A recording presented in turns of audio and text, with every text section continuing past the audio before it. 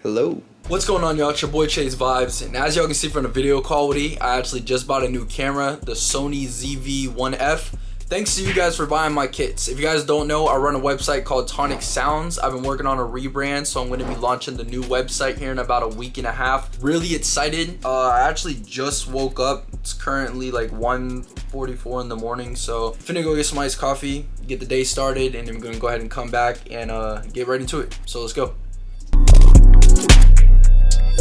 Yes, sir.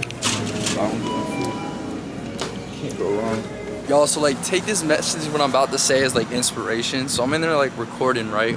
Everyone's super supportive. They're like, yo, what's your channel, bro? Like, you got a vlog camera and stuff. So y'all, don't be afraid to just pull out the camera and just start vlogging in front of people, because you never know. And a lot of times people don't care. Alright, so what's going on, y'all? Today I'm going to be showing you how to create drum bounce in your beats. I'm going to be giving you a bunch of tips and gems for stuff that I've learned over the past 6 years that's got me placements with Warhol, Tory Lanez, Nav, NBA Youngboy, the list goes on. So let's just go ahead and get right into it. Celsius, y'all sponsor me, man. I'm always drinking your drinks. I got the wild berry one today. You guys know I love this stuff. Alright, y'all, so this is the beat that I'm going to be breaking down. Hey, hold up, Chase. Hey, hold up, Chase. Yeah.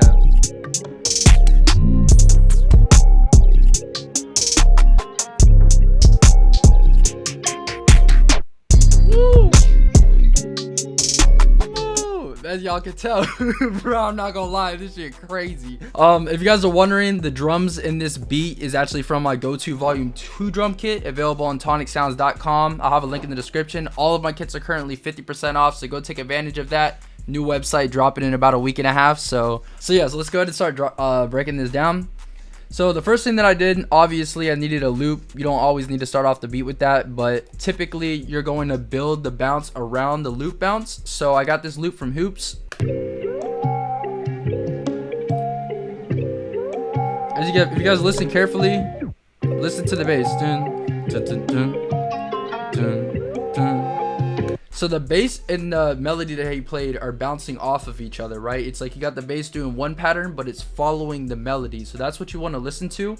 So the first thing that I did was actually create the 808s together. So I actually played out this 808 pattern. I went ahead and went over to my go-to volume 2 drum kit. I got this 808 because I knew I wanted something short and punchy.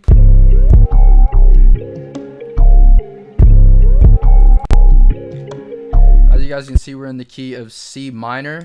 And this is a major gem. If you guys don't already know this, whenever you're working with like drum sounds and stuff, typically with bounce, if you hold the envelope like right here, as you guys can see, I have everything down except the hold envelope all the way up. It stops it on command, right? And what that does is put you in control of overall bounce, which makes a huge difference. So typically, if you stop like the 808 right here before the snare, it's just gonna give it more room to like kind of breathe so they don't bleed over each other. As you guys can see, what I went ahead and did this like BNYX effects, I guess you could say. You guys know in a lot of his production, he does this thing where it's a call and response. So you'll have one sound play and then you'll have another sound respond to that. For example, what I'm going to go ahead and do is kind of just play this 808 pattern out as if like I was just playing it in one. And this is what the original 808 would have looked like, right guys?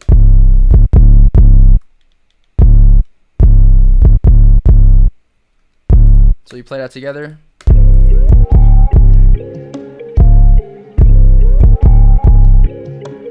That's what the original pattern would have looked like, but I knew that I wanted that call and response method. So what I went ahead and did was made the call, dun, dun, and then the response would be this. Dun, dun. So I knew I wanted a different sound because if you guys notice in a lot of BNYX's production, he does that response method. So as you guys can see right here, I got this other 808 from my boy Jacket. Call, response. So call, response. Major thing that you guys want to do with your drums is the call and response method. That's what's gonna get you that catchy, different, like just unique bounce. You get what I'm saying? After that, I went ahead and just layered that with a kick. I didn't have the kick hit on the one, and I actually learned this from Boy Wonder, and this kind of just creates some different, like just different bounce. Overall today we're going over bounce. So but then on the 3 and the 4 it hits. So 1, 2, 3, 4. And then I went ahead and just added another final 808. As you guys can see down here, we got this.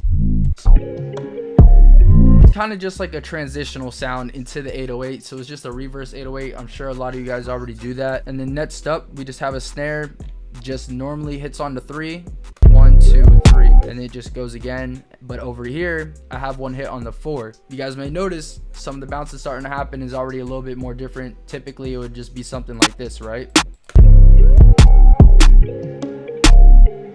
So normal trap shit, right? But I was like, nah, let me not do that right now, and I added on the 4,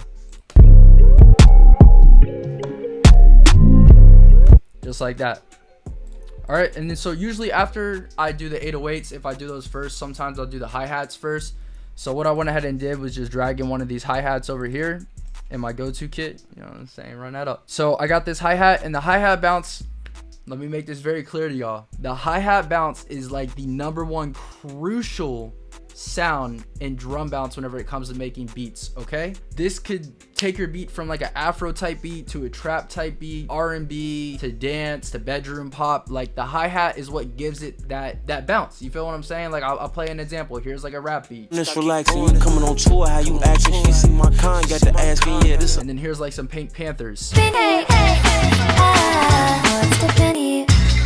You notice how the hi-hats kind of just like it's different, the 2-step, and then you got like the pop. It's just different bounce. So with that being said, you want to put in a lot of effort into learning how to make bouncy hi-hats, and this is something I'm actually like really good at understanding. So I have this triple roll right here on the 1, and then I open up the space, and then I have it hit on the 3 on the snare, because the snare's hitting and you just want to give it that extra little kick. Like, you know, whenever you eating like a burrito but it tastes good, but you put some of that mild sauce on there and it's got that kick to it. What?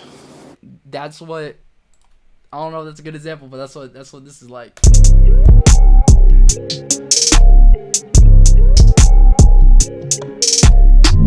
So it's very simple, spacey and bouncy. As you guys can see, also I messed with the velocity a little bit and the panning on just some of the notes. This just adds some more humanized feeling to the melody, or this just adds, messing with the velocity and the panning of like your sounds just added some more like humanized feeling to it. So make sure you guys do that with any sound that you're using, whether that be melodies, drums, anything like that. Next up after that, we got this rim. As you guys can see, I have it hit right before the 3 on the snare, but then over here it doesn't hit in the same spot. If I was to like copy this over, as you guys can see, you want your drums and melodies to be somewhat repetitive.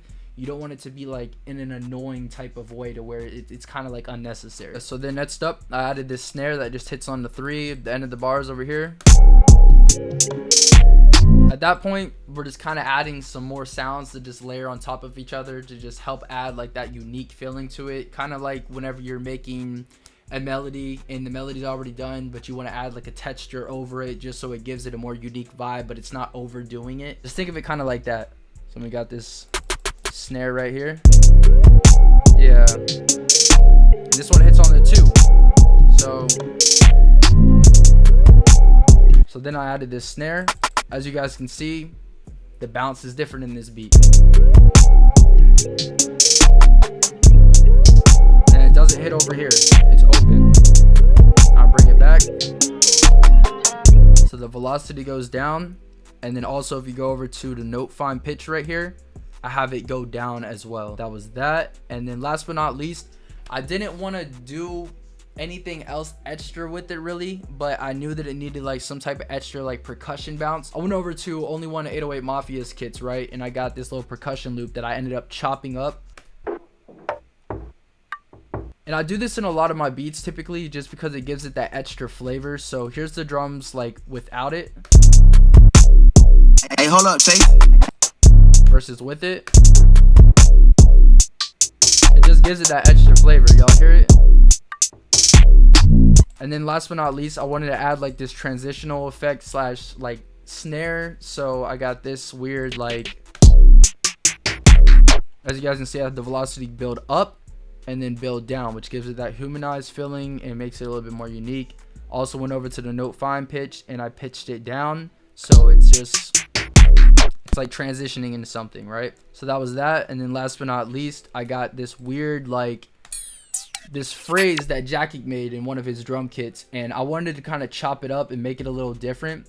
So I just drug and dropped this right here, right? This was the original one, right? I didn't want it to have that hit throughout the same throughout it. You always want to like chop up your samples of whatever you're using to make it more unique, right? So we got this, and then it's open, and then I play part of it, and then for the drop on the first part of the hook, I have a halftime on it, and it just makes it different. And that was that. And then for the arrangement for your beats, guys, typically you're just gonna want to have an 8-bar intro, a 16-bar hook, 16-bar verse, and then a bridge, and then do all this, highlight all this with command left click on the mouse, and then command B if you're on Mac, and then that just copies it over. And then typically with like rap beats, it's gonna be between 2 minutes to 3 minutes and 30 seconds. With that being said, if you guys want any of my kits, make sure to go over to tonicsounds.com. Kit used in this video is the go-to volume 2 drum kit. Everything 50% off right now. So I love y'all. Thank you once again for supporting me. I'm looking forward to you guys, you know what I'm saying, growing with me in the future. Road to 1K. And yeah, let's get it. I'm out. Hey, hold up, Tay. Hey, hold up, Tay.